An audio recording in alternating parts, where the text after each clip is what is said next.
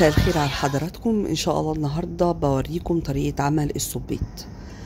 مبدئيا كده انا باخد السبيت وبنزله على طاسه حاميه.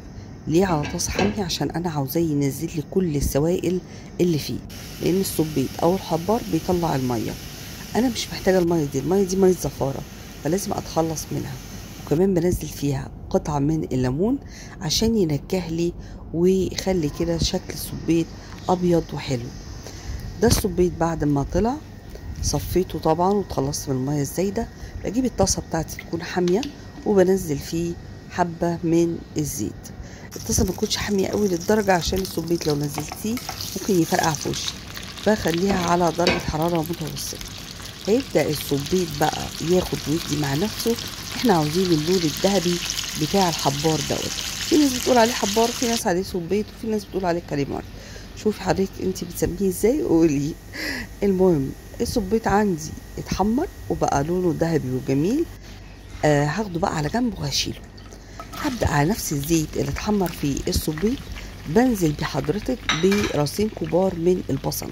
والبصل ده انا مقطعه جوليان لان انا محتاجه نص الكميه في اول الطبخه ونص الكميه التاني اثناء ما هحضر الطبق بتاعي. هبدأ احمر البصل بتاعي بالشكل اللي حضراتكم شايفيه.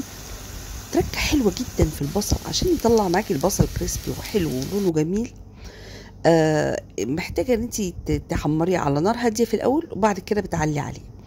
التوابل هنا عندي شويه كتيره لان الطبق بتاعنا هو طبق رز محوج بالحبار.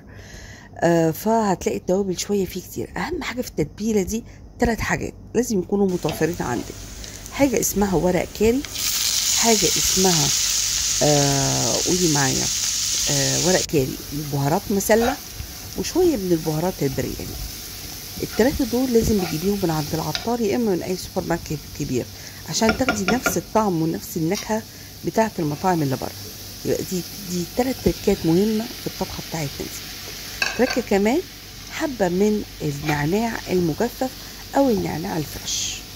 يبقى دي الحاجات الاساسيه في الوصفه بتاعتنا عشان تطلع لنا الريحه والنكهه. بقيه المكونات ان شاء الله بكتبها لك تحت في الكابشن. هي مكونات بسيطه ما فيهاش تعقيدات كتير، عباره عن ثوم مهروس، حبه جنزبيل مهروسين، قرنين فلفل حمر كده حلوين عشان يخلوا لك الاكله كده حرشه وحلوه وانتي بتاكليهم. بألف هنا وشفا.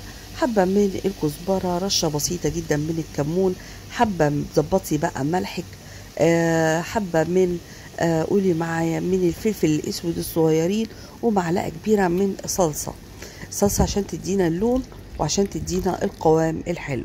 بنزل بقى بحبه ميه حلوين كده مش كتير قوي، حبه بس يغطي مجرد الطاسه بتاعتي تاخد وتقلب وتدي مع نفسها.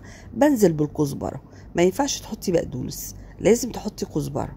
هنزود بس سيكه من الميه وهنغطي عليها بعد ما نقلبها كده تقليبتين عشان تتقل معايا والحبار بتاعي ياخد من النكهه والطعم الحلو دوت.